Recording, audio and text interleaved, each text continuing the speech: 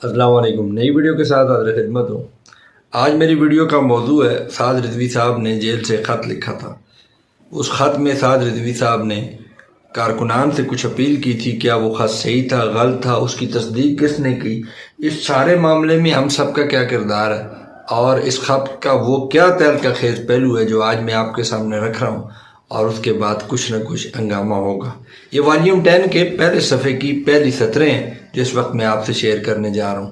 آپ سے گزارش ہے چینل کو سبسکرائب کر لیجئے گا، بیل آئیکن پہ کلک کریں گے تاکہ آپ کا میرا رابطہ رہے گا۔ حق اور سچ سامنے لانا میرا فرض ہے، تنقیدی ویڈیو دینا میرا فرض، تنقید اور تنقید مسلسل ویڈیو دینا میرا فرض نہیں ہے۔ اچھے کام بھی ہوتے ہیں، اس کی بھی ویڈیوز دوں گا۔ ہمارا کام ہے سچ دکھانا، ایک طرف کا، دوسری طرف کا، سب طرف کا۔ لیکن وہ منافق، آپ اتنے بڑے منافق ہیں، میرے خلاف میری ویڈیوز کے تھمبنیل کی ایک سیریز چلا رہے ہیں اور منافق کے پیچھے سے منافق چھپ کے وار کرتا ہے۔ بار بار کہتا ہوں بھائی میں منافق نہیں ہوں، ہم بابا جی کے ساتھ کیے ہوئے عہد کے پابند ہیں۔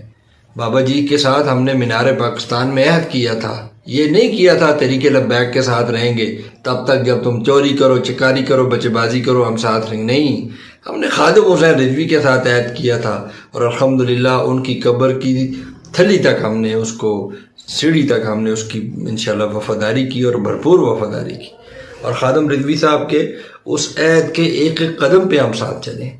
اور الحمدللہ مجھے بابا جی کا وہ خطبہ یاد آتا ہے بار بار کہ آپ کہا کرتے تھے آئیے آپ کو صدیق اکبر رضی اللہ تعالیٰ کا خطبہ سناؤں، اور پھر آپ ایک طویل خطبہ جو کہ بہت ہی کم علماء کو آتا ہے آپ سنانا شروع کر دیتے تھے۔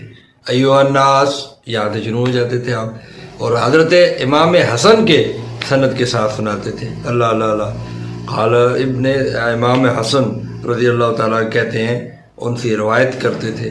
آپ علماء کو تو آتا ہوگا، مجھے اتنا لمبا خطبہ زبانی یاد نہیں ہے، تو بہرحال آپ اس میں یہ کہتے تھے کہ میری تب تک تابعداری کرنا جب میں تمہیں اللہ اور اس کے رسول کے لیے بلاؤں، جب میں تمہیں اس سے ہٹ کے بلاؤں تو میری تابعداری نہیں کرنا۔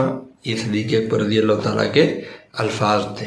یہ سوال اس لیے کیا، مجھے کراچی سے ایک دوست نے بابا جی کا حلف بھیجا اور کہا کہ یہ مجھے ہمیں لوگ بھیجتے ہیں تو اس کا کیا جواب ہے، تو یہ اس کا جواب ہے۔ ویڈیو پہ چلتا ہوں، ویڈیو سے ادھر ادھر آپ کو لے کے نہیں جاؤں گا۔ آج کی میری ویڈیو میں امپورٹنٹ ترین بریکنگ نیوز ہے اور یہ دھماکے دار خبر آپ کو سننی ہوگی کہ محترم قبلہ سعد رضوی صاحب نے خط لکھا۔ اس خط کی بابت ہی آج کا بھی میری ویڈیو ہے۔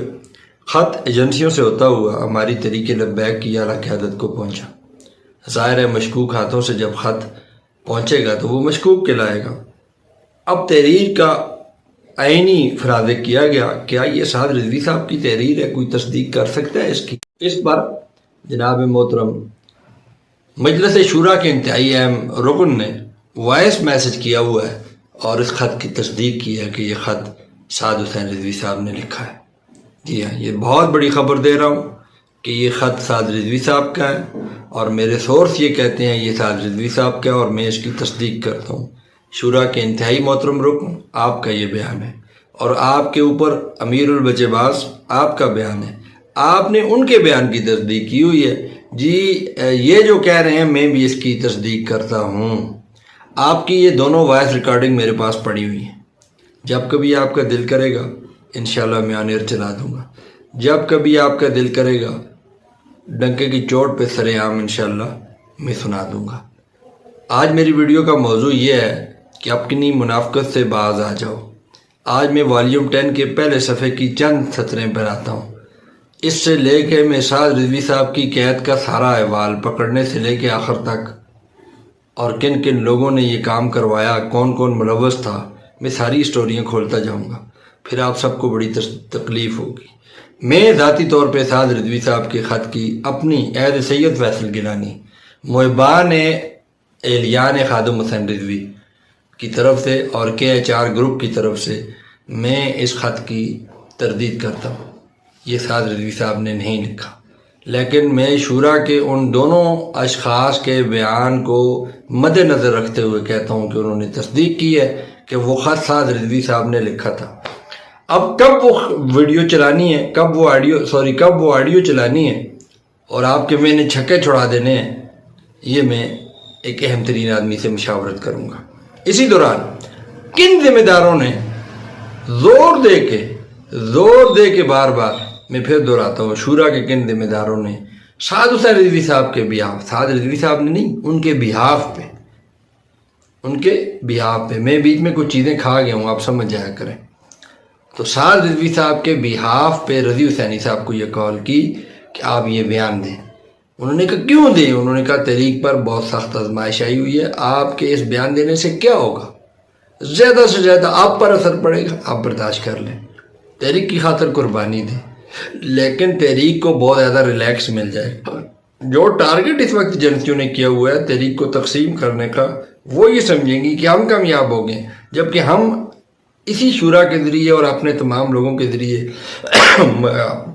مفتی مبارک عباسی صاحب کے ذریعے جو سرپرست ہے اور 2 نمبر شاہ یعنی جیلان شاہ کے ذریعے ہم یہ میسج چلوا دیں گے کراچی میں کہ بھئی یہ رضی حسینی کے بیان سے ہمارا کوئی تعلق نہیں اور ہم اپنے ماس پہ ڈٹے ہوئے ہیں۔ جب رضی حسینی صاحب کا یہ بیان ٹھیک ہے یا غلط ہے اس پہ تبصرہ ہی نہیں کریں گے، تو آپ مہربانی فرما کے قربانی دے دیں۔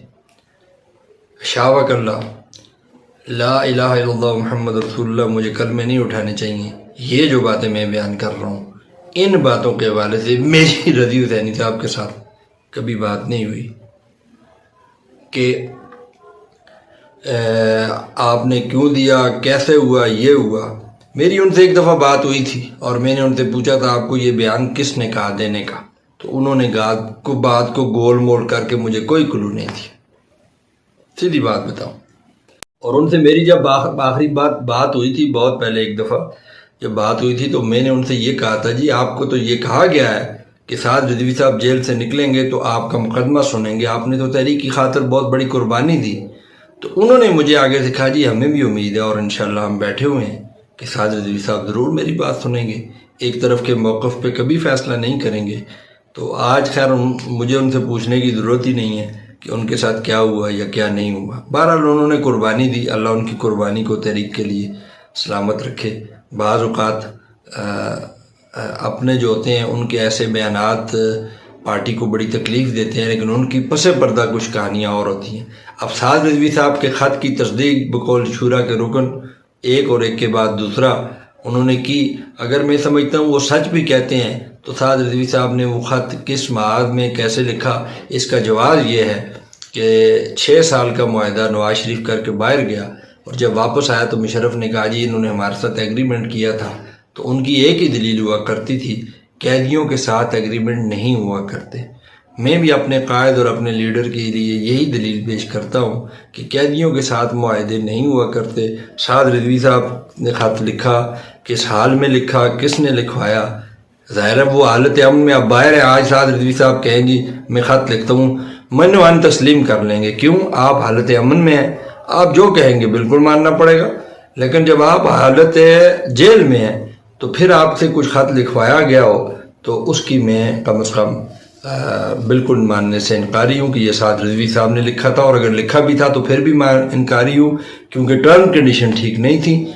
آج والیوم 10 کے پہلے صفحے کے کچھ سطریں جو تھیں وہ میں نے آپ کے سامنے پیش کی۔ اس کا مقصد سعد رضوی صاحب کو مشکوک کرنا نہیں تھا، بلکہ چورا کے ان چوروں کو انشاءاللہ ایک قدم آگے جا کے امیر البچے باز اور موچی وغیرہ کے بارے میں بھی آج یار گفتگو کرنے کا دل ہی نہیں کرتا۔ آج میرا مقصد صرف اور صرف یہ تھا ان کو بتانے کا کہ میں بھی پھر یہاں سے آن ایئر ریلیزنگ شروع کر دوں گا، پھر تکلیف ہوگی۔ راولپنڈی میں کس نے بڑا پلازا بنایا پھر میں وہ سٹوری کلیئر کر دوں گا کسی اور صوبے سے آ کے۔ یہ مت سمجھیے گا پنڈی میں عنایت اللہ شاہ صاحب امیر ہیں کہ انہوں نے بنا لی، انہوں نے نہیں بنایا، کسی اور شورا کے رکن نے دوسرے صوبے سے جا کے پنڈی میں پلازا خریدا۔ پھر میں بتاؤں گا کہ ڈاٹ ڈاٹ ڈاٹ۔ اس لیے آج کی ویڈیو میں صرف اتنی آپ کو خبر دینی تھی کہ والیوم 10 کے پہلے حصے کی طرف میری یہ کوشش تھی کہ میں حقائق لوگوں کے سامنے رکھوں اور آپ سب تمام لوگوں کے سامنے بھی رکھوں، اور میرے خلاف دوبارہ ویڈیو بنائی نا تو میں نے کل بھی کہا تھا میں اب تو پرانی چل رہی ہے، نئی بنائی میں امیر البچے باز کی ویڈیو ریلیز کر دوں گا۔ ویڈیو ہے میرے پاس، ہاں جی